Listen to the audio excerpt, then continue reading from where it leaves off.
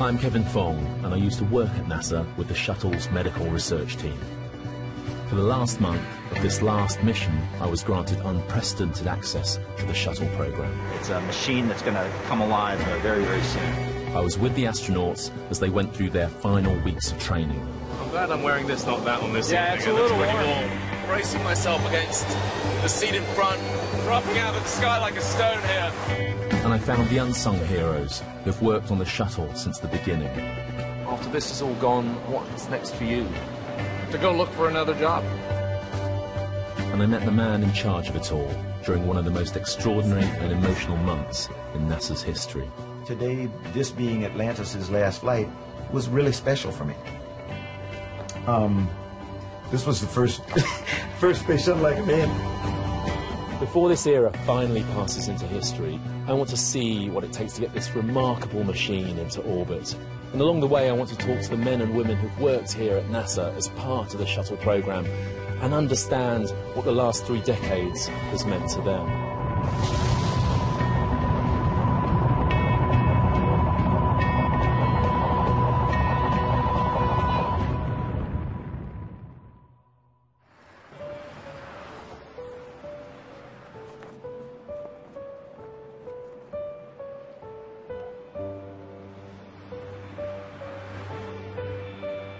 30 years ago, I was sitting in an assembly hall at school, watching the first shuttle launch off the Cape on a colour television, and back then, I never imagined that I'd get a chance to work here. And having done that, it's just incredible to be able to get the chance to come back and see the last shuttle launch in the last 25 days of the last flight of the last space shuttle. Thank you. I'm on my way to Johnson Space Center in Houston, Texas.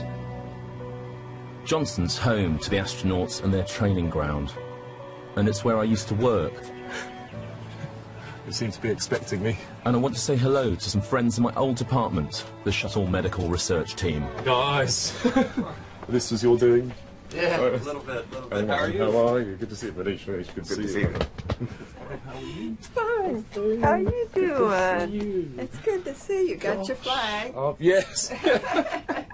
Yeah. Is it strange with the shuttle finishing now? Oh, I know it's sad. I hate to see that, but You've been with the program all along, haven't at 25, yeah, I've been here 25 years. So it's weird to see it go, isn't it? I know. It is sad.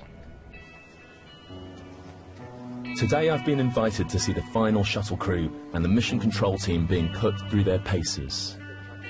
This is Mission Control, the nerve center for shuttle flight operations.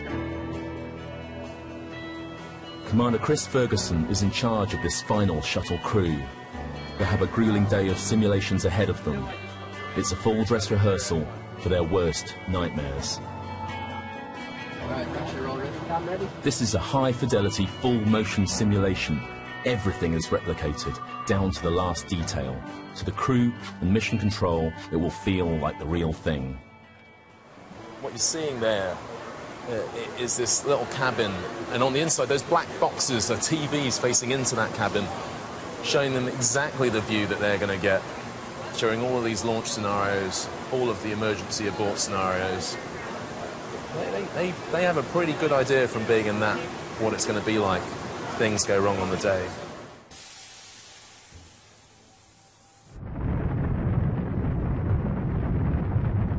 Neither the mission controllers nor the crew know what the training team is going to serve up today.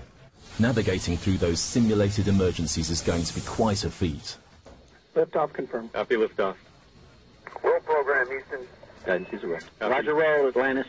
This is a room full of people, each of them with a mission-critical task, but the most important person down there at the moment is the flight director, Richard Jones, just sitting just off to the left there, and it's his job to orchestrate all of this to keep that crew and that vehicle safe. Got a PC ship and It's only seconds after launch, and the crew are in trouble. They've lost an engine, and there are problems with the cooling system. what's going on? We've lost PDL. We're back at my Looks like we got a leak. Leak on the right point. We do see the helium leak on the right, Chunky. You're go to work the procedure. And tell him he's still hot mic. And you're still hot mic, Chunky. The crew must decide whether to proceed or abort. Flight Booster, it's an upper system leak. The shuttle is past the point of no return. From here, they either continue to space or perform an emergency landing across the Atlantic. Thank you. Negative return. Atlantis, negative return. Stay out open. Stay out open, Chunky. It's a tank leak. One wrong decision here, and this emergency could become a catastrophe. Press the ATO. You can select Istrus. Looks like the ride will make it to 23K, Chunky. They can't make it to orbit, so decide to land in Istrus, France. Okay, DPS, we have a little bit more time. That transatlantic flight would take a jumbo jet 9 hours, but shuttle will do it in just 35 minutes. One more time, folks. We're going to have to live with that hot mic on board. And how many launches have you overseen in your time as flight director? I've seen 5 before. This is going to be my 6th one. What would you say to people who shrug and they say, well, it's been flying for 30 years, spaceflight, human spaceflight, mostly it's become routine. To what extent does it feel routine to you? Putting humans on top of that explosion, in a way, that is going on underneath it just to get it into orbit, it's just amazing, and it's not even close to being routine. I expect... You must have sims where everything goes wrong and theoretically the crew and the vehicle are lost. How seriously do you take those? Those are really ugly. There are scenarios sometimes that you just cannot win. Sometimes you might have to do a bailout, or it's a loss of control. Those feel horrible when you have to go through them, but there's so much to learn when you do go through them. They're almost like they're pieces of gold. As the morning unfolds, the crew face launch after launch, each one featuring a new emergency. First pickup. We're going AOA. Do we need all this capability? They've chucked the kitchen sink at them. During the launch simulations, they've had engine failures. They've tried to get to orbit, couldn't get to orbit. They then had to fly across the Atlantic, look for a landing site in Europe, and it's far from a foregone conclusion that this simulation is going to work out all right. Abort ATO. Atlantis, abort ATO. Abort ATO. This is Chris Ferguson.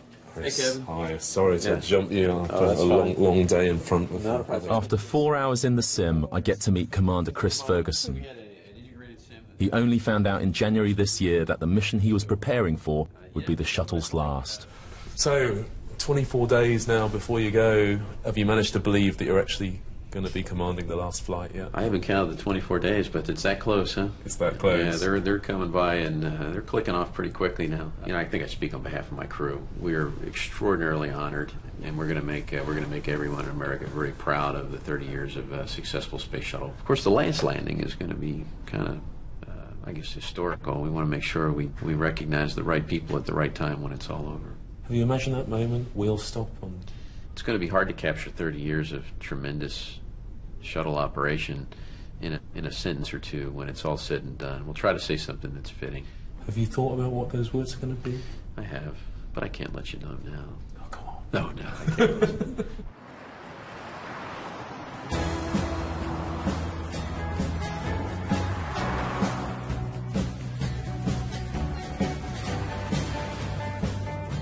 I'm in Florida, on my way to Cape Canaveral. If Houston is the home of the astronauts, then Florida's Kennedy Space Center is where the rockets are kept, and it's where Atlantis will launch from in 20 days' time. Since it last flew in 2010, the spacecraft has undergone a complete refit. As this mission got closer, it was transferred to the giant vehicle assembly building, where it was attached to its vast external tank and twin solid rocket boosters. A week ago, this whole assembly was transferred to the launch pad, taking 5 hours to make the 3-mile trip. And it's there that Atlantis will undergo all the final system checks that will make it ready for launch.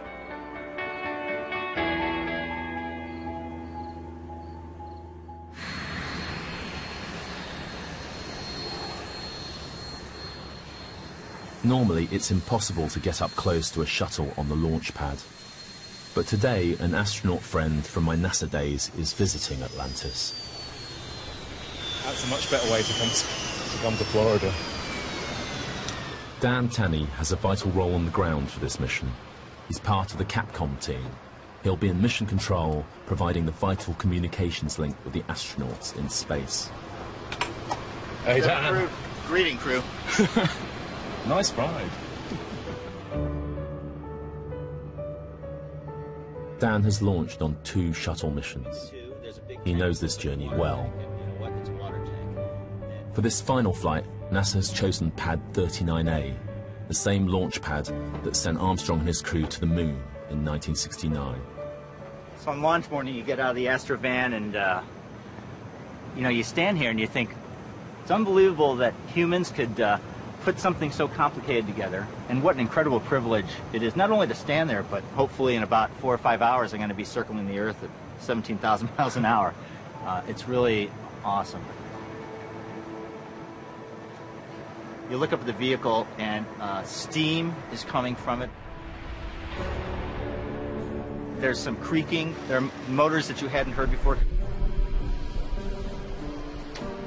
You know, you feel like it's a beast that is awakening, and you get this awareness that it's a machine that's going to come alive very, very soon.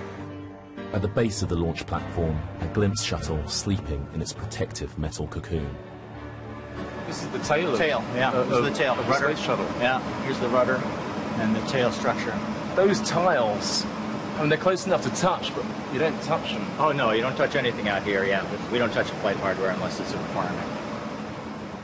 For a successful shuttle launch, millions of things have to go right.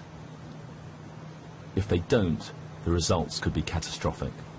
What you can see here in these stainless steel things, there are 4 of them on each SRB, so there's 8 altogether. These are the hold-down bolts that hold the entire stack, the 4.5 million pounds of space shuttle and booster, to the launch platform on these 4 points. Now, what's interesting is at the moment of launch, the moment the SRBs are ignited, there are pyrotechnics on the bolts and they're blown apart to release the space shuttle from the launch platform. That's off. 30 minutes after the hour.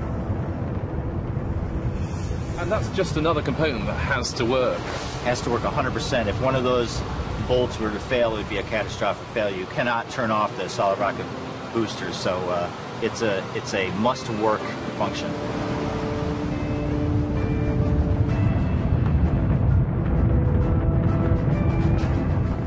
Let's go. It's probably the first and last time I'll be catching a lift at the top of the space shuttle while it's on a launch. This is the astronaut's lift, and I'm going up 195 feet to the level of the flight deck. This is it. Welcome to 195.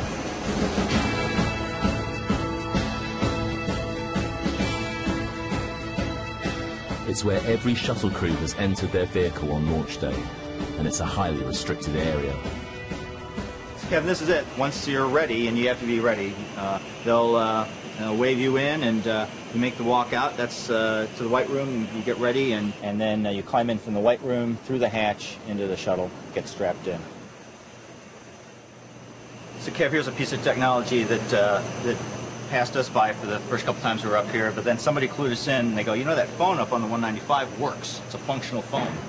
And so what we started getting smart and doing is on launch morning, you bring a couple phone numbers with you, and you call your wife, hey, just about to get on the space shuttle, I'll see you in a couple weeks. Or I called my mom, and it was Did you really do that? Did you really? Absolutely. Oh, hey, I had 20 minutes before I got strapped in.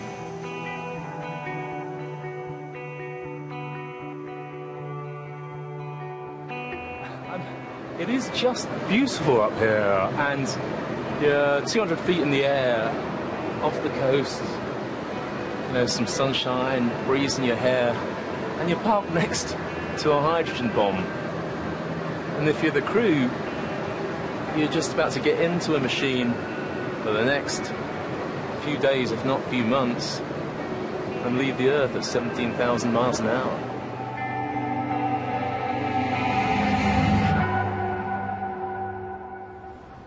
The astronauts are about to move to the next phase of their training, and it's time for some real flying. The 2 hardest feats in all of rocket science are starting and stopping.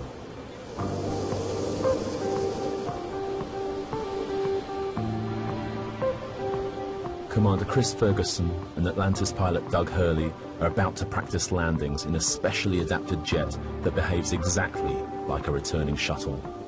And they've invited me along for the ride. Looking forward to this. Yeah, these are fun. I mean, it's, you know, we don't do a ton of suited ones, but we do a fair amount, you know, and we do a lot of simulators. I'm glad I'm wearing this, not that on this Yeah, evening. it's a little pretty warm. The shuttle returns to Earth unpowered and falls from the sky at an angle 7 times steeper than a commercial jet. Our shuttle trainer, which is a modified Gulfstream II business jet, it has the exact same flying qualities of the space shuttle.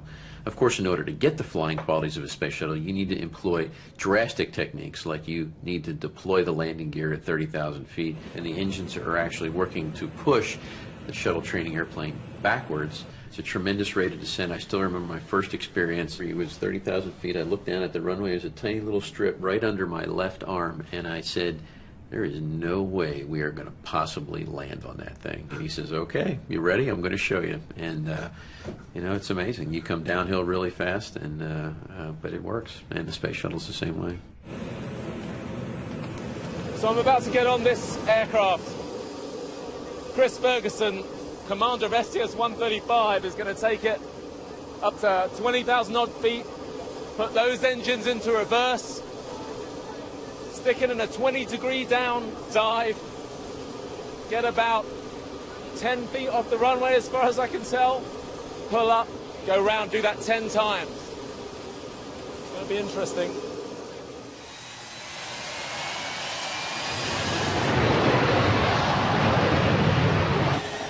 The shuttle is designed so it can be steered at hypersonic speeds in the upper atmosphere. But as it gets close to home, below the speed of sound, its short wings mean that it sinks like a stone. So we're on the climb, on the way up to that first of those approaches. We're getting ourselves up to something like 20,000 feet now, getting ready to put ourselves to that very steep dive with the engines in reverse. Chris Ferguson's side of the cockpit is identical to the flight deck of Atlantis. There you go. That noise is the engines of this aircraft going into reverse. We're experiencing the dead weight and powerlessness of the shuttle. And looking out the window now, I am looking straight down at the ground. We're falling at 28,000 feet per minute. Nose all the way down, bracing myself against the seat in front. Feels like you're falling out of the sky here. And just a few feet from the ground, we pull up and soar back into the sky.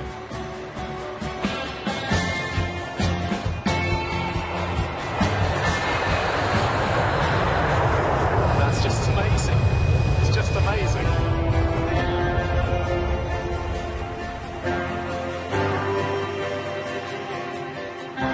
We'll have come down 16,000 feet by the time we're lined up with the runway. You really do feel like this thing's pointed right at the ground. Dropping out of the sky like a stone here. A mission commander has to complete at least 1,000 of these practice runs before they fly the real shuttle. Chris Ferguson has completed 1,400.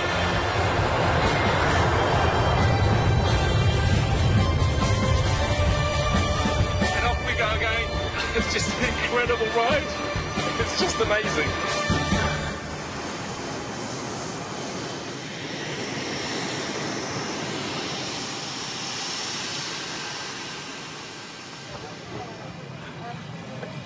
That is the craziest thing I think I've ever done. That was an hour and a half of going 28,000 to 0, 28,000 to 0, 28,000 to 0. It was just incredible, just incredible. The thing just drops out of the sky like a rock, and you're being flown by the guy who's about to command the last space shuttle.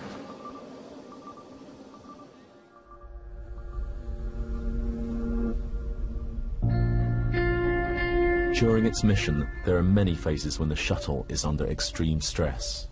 The fierce heat of re-entry is more than enough to destroy an unprotected vehicle. On the 1st of February 2003, Space Shuttle Columbia was due to return from a 16-day mission. In Columbia, Houston, we see your tire pressure messages, and we did not copy your last. Instrumentation, Max? Flight Max are also off. Columbia, Houston, UHF com check.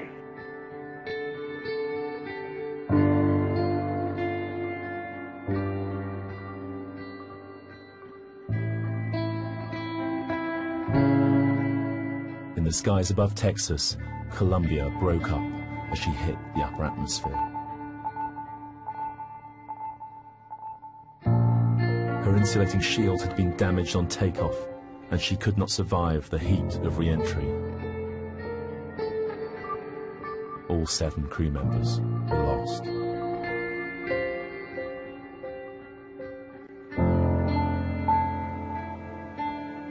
Terry White has worked on the shuttle's thermal protection system since the beginning. His last job is to make Atlantis ready for mission. With Atlantis on the launch pad, he showed me around another shuttle, Discovery. A new tile, just one tile on the vehicle, end to end, from start to finish. How long would that take? It takes 10 days to 2 weeks, depending on where it's at. But that one tile. One tile. How long did it take to put 24,000 on? A couple of years. And they're about to send this to the museum. After this is all gone, after these processing facilities are empty, what's next for you? To go look for another job. I've been doing this for 33 years, but I'm not quite ready to retire, so I'll go look for something else to do.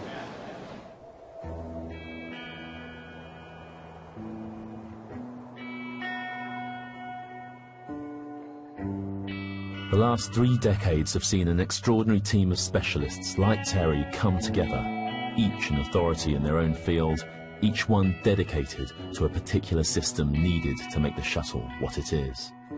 And with no new craft fully developed to take manned spaceflight to the next level, this unique group of people will have to be broken up. Today, the astronauts have arrived in Florida for a dress rehearsal. Permission to go aboard? Absolutely. Permission to go aboard. Have a great day, guys.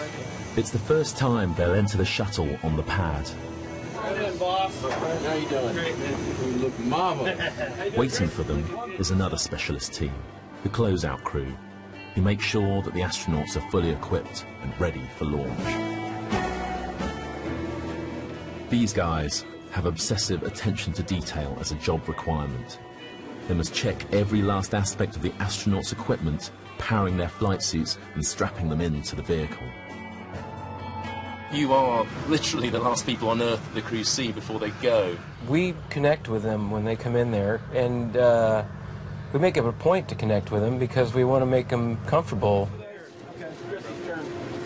We're there for them and to help them do their job.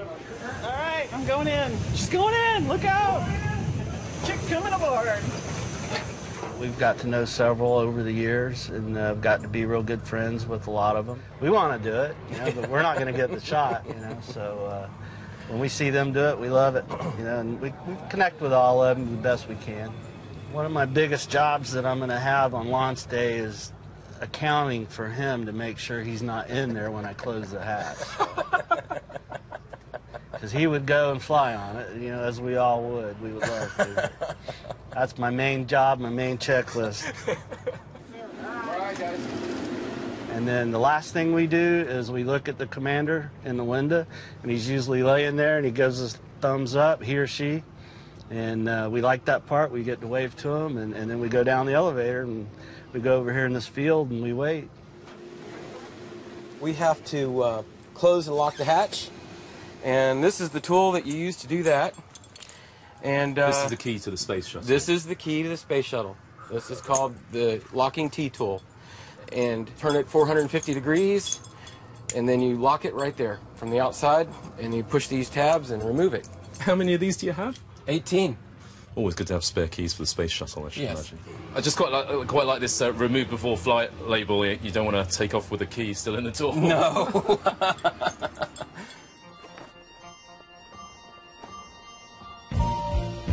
Launch is getting ever closer, so I'm lucky to be able to grab lunch with Rex Walheim, another member of the Atlantis crew. I want to know how being an astronaut affects those closest to them. It's really tough on the families. How's your family cope? And my kids, since they really can remember, I've been an astronaut, so they've always known this is part of my job. And the first time I told them, I didn't tell them for a few days that, hey, I'm going to the space shuttle, you know, and I'll be gone for a couple of weeks. You know, I kind of told them in their rooms, and they were, you know, 3 and 5 at the time. And they kind of like, okay, you know, it's like everybody does that. So it wasn't a real big deal for them, and it's kind of a big memory now. But since then, they kind of know this is what Dad does. Who finds it hardest out of everyone on launch day? On launch day, the spouses. Definitely the spouses. It's hard on them, especially my wife. It's hardest on them. They understand what we're going through, and they don't have a sense of control over it like we do when we're in the cockpit.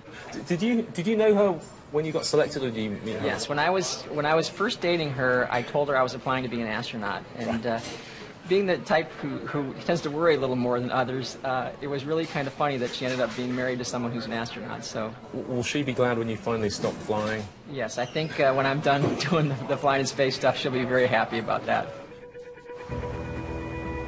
In less than a week, the astronauts will arrive in Florida for the final time.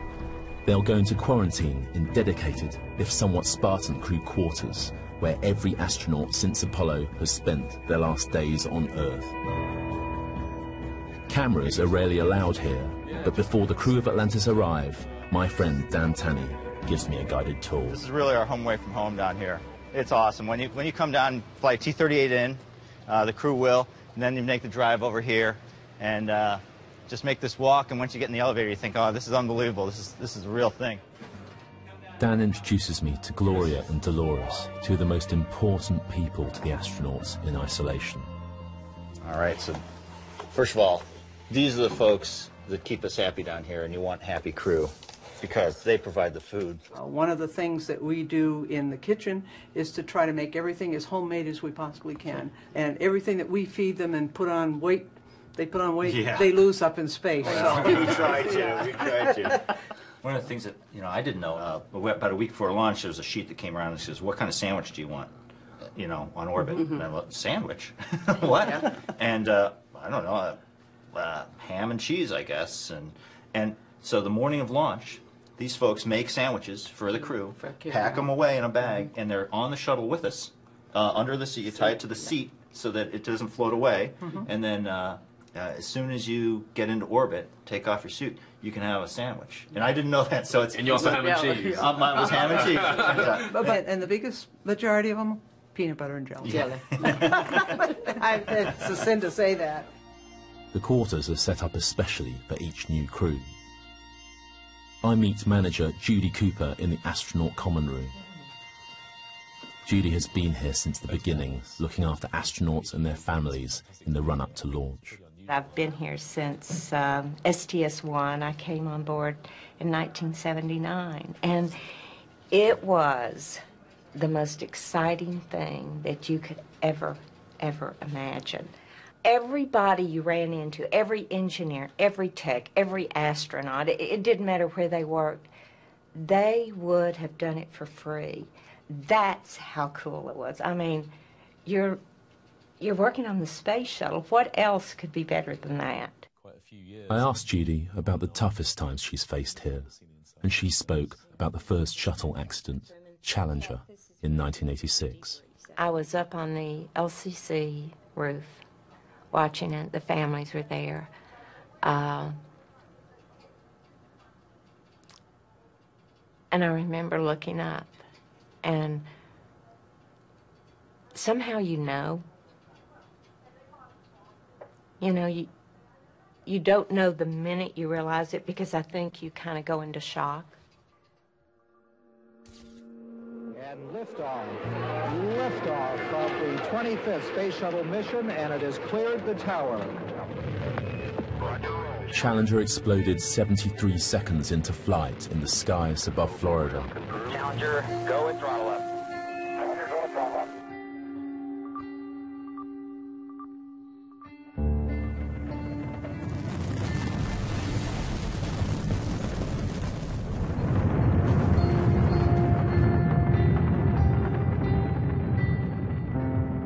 A fault in one of the solid rocket boosters caused a catastrophic failure.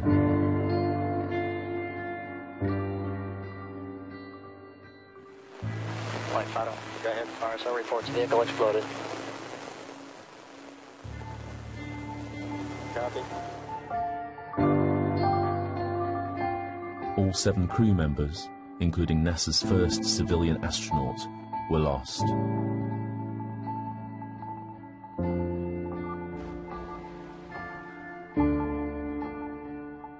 It's just so sad, because this was such a great crew, you know, and to me they're still great. And I'm so glad that what they sacrificed could mean something, because we learned from that, like everything else.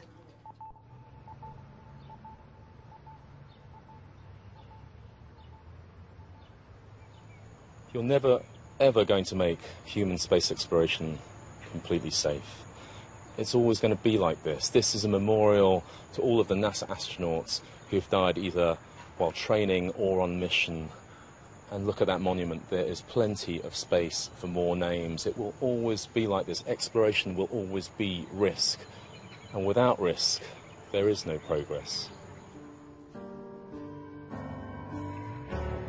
First Challenger and then the Columbia accident cast long shadows over the program and caused NASA to search its soul. They sought to learn from their mistakes and make shuttle ever safer. With the flight of Atlantis days away, I want to see one of the more recent weapons in that armory.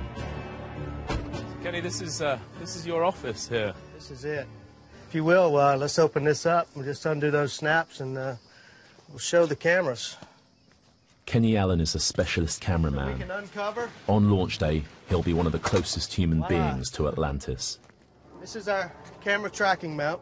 After Columbia, NASA invested $39 million in specialist digital images. The pictures taken reveal in minute detail any damage the shuttle experiences during launch. The whole system is top-notch. You won't find anything better than this anywhere in the world right now. There's no way. And Kenny, I see a seat in the middle of this, so that's your throne for the day. On launch day, I come out here and I sit in the seat and we hear the countdown and it's getting exciting and everything's, you know, nerve-wracking. And as soon as the shuttle lifts off and the sound comes in, your clothes, everything, it just starts pounding. And you can see I'm in this little enclosed area and the sound waves start coming in here. And it really feels like somebody's just punching on my chest, you know, it's neat. And then at liftoff, I'm concentrating right on the joystick and I look through the scope and I'll track throughout the duration of the flight. And then as it goes up and I track down and I stop, it's like, yes, all right, we did another one, you know, and then you got to rush off to go see what you did. Immediately after launch, Kenny's images can be analyzed frame by frame. This is where we record the video that's shot out on the KTM. This is Tim Terry. Hey, Tim. Nice to meet you. Nice to meet you. The imagery is stunning, there's no doubt. But it's not stunning just for stunning's sake. There's groups of engineers looking at different parts of the shuttle, just like I'm doing here, frame by frame. And they all have their own little interests, their own little department, and they all are looking at things in the minutest of detail, every launch.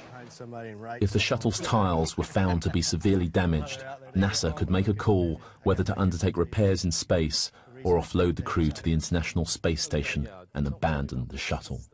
You know, you have all these cameras trained on this vehicle because of a catastrophic accident. Well, if you go back and look at the history, 135 space shuttle missions, we've had 2 mishaps. On the Challenger, the only thing that found out what happened, or the only thing that identified what happened, was photo. And in the same thing with Columbia, when the foam hit the wing, you know, it was seen. But what we're here for at the end of the day is to say that shuttle's safe. It's not damaged in any way. It's flying, and we're going to bring those guys home. With 4 days to go, the crew of Atlantis arrive at Cape Canaveral on American Independence Day. That's Chris and Sandy arriving in the jet on the right, and Rex and Doug on the jet on the left. And they're in quarantine now, which means that nobody except for frontline mission operations personnel or close family are allowed within 10 feet of them. Well, good afternoon, everybody. I think it's wonderful that you've all come out to join us when I know, and I certainly hope that you'll have an opportunity to go home and when this is all done and enjoy some barbecue, some fireworks, and some apple pie. The crew now in quarantine, I wanted to find out what goes through the mind of an astronaut as they step away from the public gaze and think of the mission they're about to embark upon. So I went to meet with Dan Tanney again and 2 astronaut friends he trained with. Over the last decade, Dan has spent over 4 months in space. Greg Chamitov put the last bolt in the International Space Station. And British-born Piers Sellers has clocked up over 40 hours in spacewalks. If we go through the arithmetic on it, this is amongst the most risky jobs outside of the military during war there is. I don't even like watching other people's launches, you know, if I'm back here. I never enjoyed it. You know, seeing a launch, it just made me nervous. And it's a dangerous business. Anybody who tells you otherwise is lying. And launch is probably about the most dangerous phase. And the more you know about the vehicle, and the more you know about all the very small margins, you know, there's a lot of risk. So when you're watching, it's nerve-wracking. When you're in it, it's great. Yeah. Because you're going... You've got to proceed. You have something to do. You have a job. Explain that a bit to me, because you know what can happen. You've seen what can go happen. And yet your launches, that's not in your mind. You know, they say when you climb Everest, you know the places where people fell on off and been killed. And for shuttle, both my launches, you listen for go at throttle up, and you know that this is the moment, right, that you lost Challenger. And then when you're coming back home and you're coming through Mach 19, you know this is when we lost Columbia. So you have these, you pass these moments, and I mean, for me, there was certainly relief past go at throttle up and coming in past 19, where you think, wow, you know, you know, not that same thing's going to hit you, but here, this was the moment, and you know, I'm glad to be past it. I never felt that sort of an active sense of jeopardy, you know. I mean, I guess it was been there in the background, but I never really paid attention to it.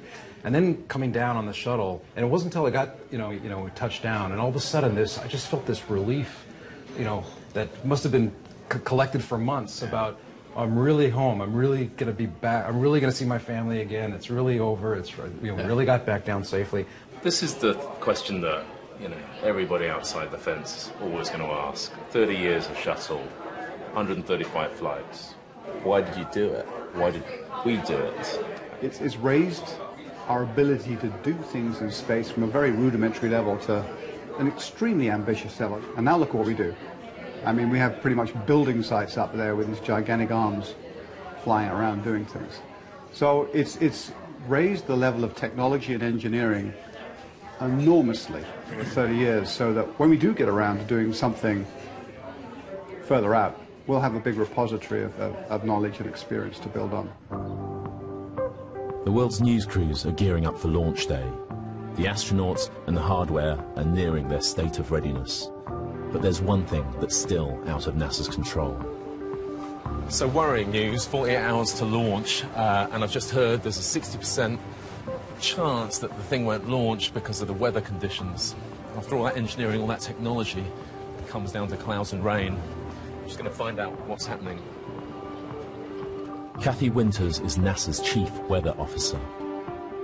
I wish I had better weather for the forecast, but it is not looking favorable right now. We're going to have some showers and even potentially some thunderstorms in the area by launch time. I'm Kevin Fong, BBC. You have to understand we're British, so we only ever talk about the weather. And you're the most important weather woman in the world for me today. So I just wondered what it's like to feel the pressure of getting this forecast right, Kathy. I wouldn't call it pressure. I'd call it exciting. It's really more of an exciting situation we get into. It's not really, I guess, a feeling like stress until maybe afterwards, and you're kind of big let down if you do happen to scrub. But so that's kind of how it is. The next stage in Atlantis' countdown to launch is to get fuel aboard its giant external tank. But over the whole of the next day, the weather takes over.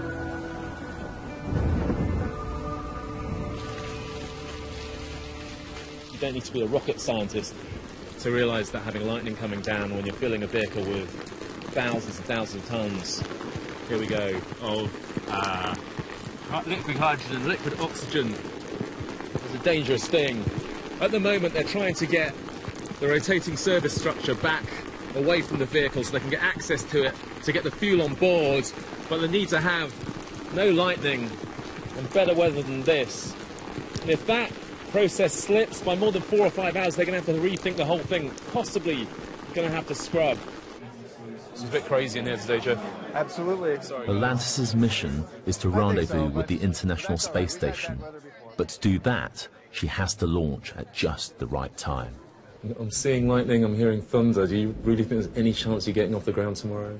Well, I think the weather we got that's coming in tomorrow, what people have said, there's some breaks in that weather in between, and we only need her, like, it doesn't matter how bad it is beforehand, it's when we get to that T0 time frame. In any given day, how long is the window in which you can launch?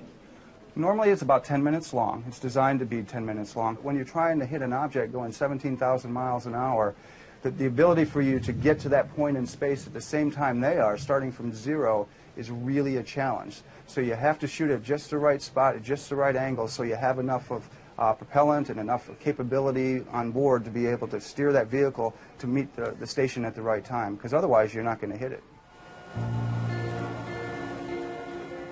It's the day before launch, and taking advantage of a brief break in the weather, the launch control team decide to press ahead and peel back the orbiter's protective shield.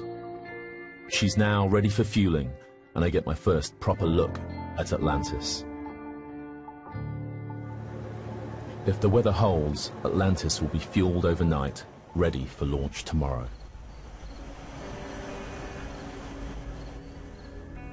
In the early hours of the morning, I get the call. Atlantis has been fueled. Countdown will begin. 4 o'clock in the morning of launch. It's kind of strange. I didn't really think that I would feel anything particular this morning, but I don't know, as time goes on I sort of start to feel like the people we've been talking to. A bit happy, a bit sad. There's a small part of me that doesn't want it to go today, because, you know, then the end doesn't have to start so soon. It's quite unexpected. As I arrive at Kennedy, I see Renee and Travis from the closeout crew preparing to leave for shuttle on the launch pad. All right. How are you? Great. You ready for this morning? Yes, sir. Ready. Do you think the weather's going to hold for you today? You know, it's above my area of expertise. So I've had flight crews out there in the rain before, and we ended up launching. So I've seen perfect weather. We ended up scrubbing for a towel site, you know, so who knows? It's a space business. That's what we're in. If it cooperates, we'll get her off the ground safe. You know, if it's not safe, we won't go.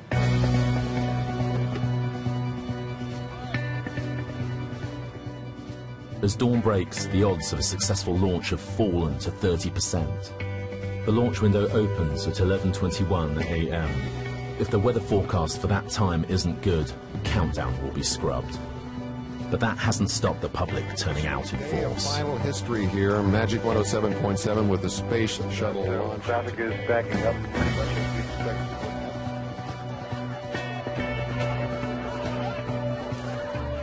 At 7:35 a.m., Chris, Doug, Rex and Sandy leave crew quarters for the 3-mile journey to the launch pad. There they go. They spent their last night on Earth. The building just behind me. They're off to the pad now. And hopefully on their way to space in a couple of hours' time. There's so much riding on this launch today. The end is hard enough. No one wants to go through Countdown for it to be cancelled at the 11th hour.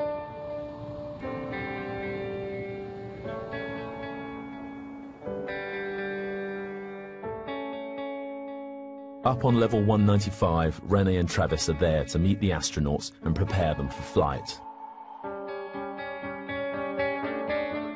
In Houston's mission control, Richard Jones tells his team to expect a decision. We're getting close, folks. Expect a go, no-go in the next 10 or 15 minutes.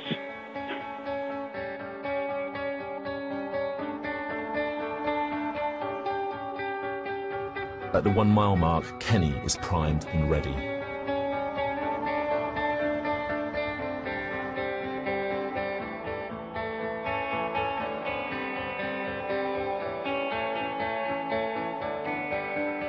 And by the countdown clock, Terry White is watching. opening the vent doors? Yes. Okay. And that takes care of 910. With the astronauts strapped in and the door locked, everyone is waiting to hear the weather all clear from Launch Director Mike Lineback. Okay, guys, let's get ready. Okay, Fergie, we're starting to feel pretty good down here on the ground about this one today. So on behalf of the greatest team in the world, good luck to you and your crew on the final flight of this true American icon. NTD with that, you are clear to launch Atlantis. I copy that, sir. Thank you. T-minus 9 minutes and counting. You know, just like all the weather there, I mean, that cheer that you're hearing out there is everyone being told that we're still go for launch. So they've dodged around the weather, the rainstorms, the thunderbolts, the lightning. It looks like it might just be clear enough. And they're going to begin the final countdown to launch. The giant vent hood is one of the last connections between Atlantis and the launch pad. When it's removed, liftoff can begin. O2 flow. T-minus 35, 33. Will hold at T-minus 31 seconds due to a failure. FIDO flight, we're holding at 31. FIDO copies. The launch is suddenly held. A sensor is saying that the giant vent hood hasn't retracted and locked. To verify using a camera, and we're positioning camera 62 right now. So it's getting pretty desperate now. There are 2 minutes left in the launch window, 31 seconds still on the clock. They have less than 2 minutes to find out if the sensor is faulty or if the hood is indeed blocking the launch of Atlantis. Launch Control hunt for a view of the hood, and a decision is made. This is CMAC, we verify retracted. 31 seconds still on the clock. No. Clock has started again, so we're 31 seconds to launch. TLS says go for auto sequence start. Redundant set is counting. Copy. 10 seconds. Copy TLS that. says go for main engine start.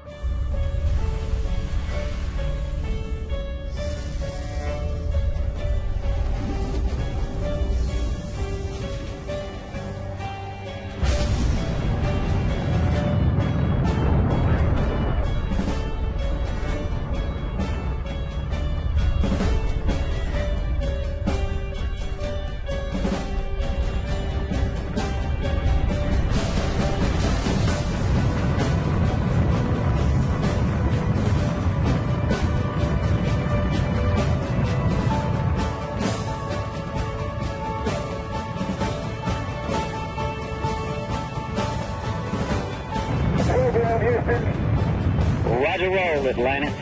He's a roll.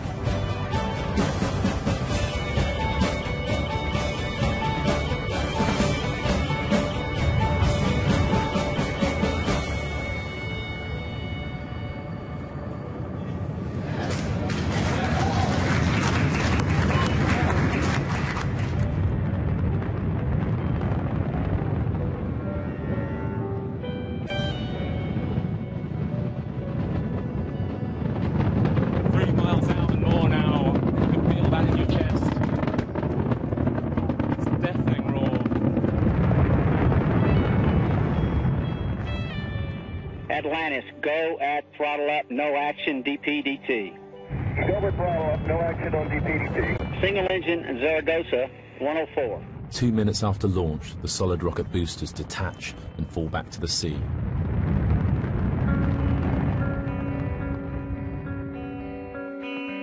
Negative return. Atlantis, negative return.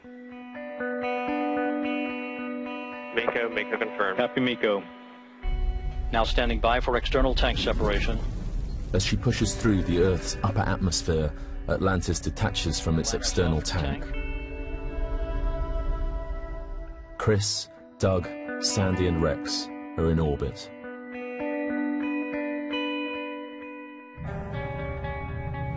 Atlantis' final mission to the International Space Station would last 13 days. Atlantis, station on the big loop, we have you in sight. Excellent, we'll be there soon. The crew deliver over 4 tons of food, water and equipment that will allow the space station to be manned for another year. For In Houston, my friend Dan Tanney is Capcom, the astronaut's connection to Earth. Atlantis crew on the ISS. This is Houston. Are you ready for the event? What advice do you have for kids wanting to get into NASA and get in the field? Well, I think our advice would be just to work really hard in school, especially in science and math, because that's very, very important in this business. Sandy, Chris, could you guys turn a flip for us in zero gravity? All right. Look at Chris. I love it. There you go. I like the socks. Very nice. Awesome. Very nice. America now want the commercial sector to take over space station delivery runs, freeing NASA to develop new spacecraft to take humans beyond low Earth orbit.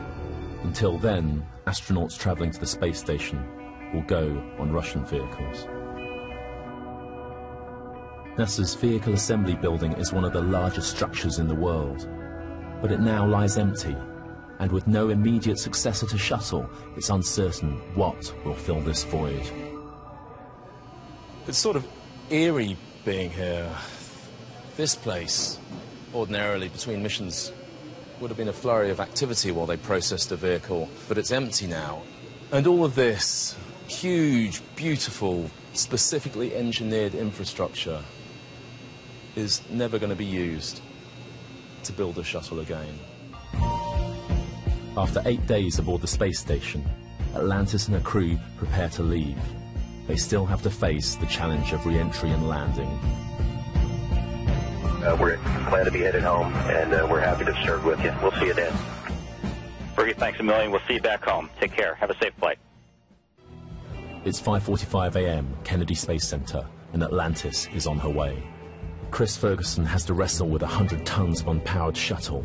I know exactly what the view looks like from up there, but this time it's for real. They'll get one shot at the landing strip today. This is where all of that practice in the shuttle training aircraft is going to pay off. They really have to get down, and they only have one opportunity to do so.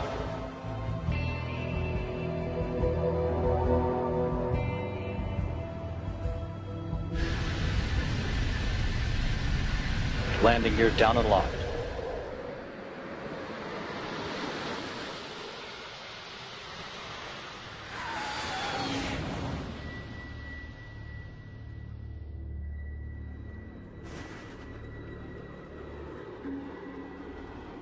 The last landing of Atlantis is perfect. Nose gear touchdown. And that's it. 30 years of Space Shuttle program. As it comes to a halt there, the whole thing comes to an end. After serving the world for over 30 years, the Space Shuttle's earned its place in history and it's come to a final stop. Thank you, Columbia, Challenger, Discovery, Endeavour, and our ship Atlantis. Thank you for protecting us and bringing this program to such a fitting end. God bless all of you. God bless the United States of America. It's a difficult day for everyone, including someone I've known for many years, Charlie Bolden, the head of NASA. He's had to convince the world that it's the right time for Shuttle to come to an end. Oh, how you doing, Charlie? Good to see you. Great to see you. Fantastic, fantastic. Thanks for talking to me. Well, do you think that we'll ever see a vehicle as complex and as capable as the Space Shuttle again? You know, Shuttle is an incredible technological marvel, but one of its drawbacks was its complexity, and it's a vehicle that required literally thousands of people just to prepare it for flight. What we're going to do, hopefully in the future, is simplify the design, make them technologically superior, so that it doesn't take an army of people to prepare a vehicle and to fly it and to recover it. But Charlie's also a former astronaut, a veteran of 4 shuttle missions. This being Atlantis' last flight was really special for me. This was the first space shuttle I commanded, so that made it really special. But as the administrator of NASA, you know, my job is to do what I don't do very well, and that's to stand in front of people and try not to be emotional. You know me a long time, and I'm just not a person who cannot be emotional. I love these people. I love the vehicles. I love the program. I love what they stand for. The final shuttle mission marks the end of an incredible era. This week, NASA will let go of thousands of its brightest and best. Like me, they got an opportunity to do defiance. But we owe an incredible debt of gratitude to the thousands, literally tens of thousands, if not hundreds of thousands, of folk around the country who made all this possible. Toughest thing for you today? Yes, it is. 32 years ago, I was loaned to this building for 3 weeks to work on the shuttle. 32 years later, tomorrow I clear the last things off my desk, and I am no longer an employee at Kennedy Space Center. It's very sad. What are people going to remember Shuttle for? What is its legacy going to be? You know, all they have to do is go outside on a clear night at the right time, and they can see the space station go over, and couldn't have been done without the shuttle. I hope it's remembered as the biggest, proudest icon of America. I really do. Nobody else has done it.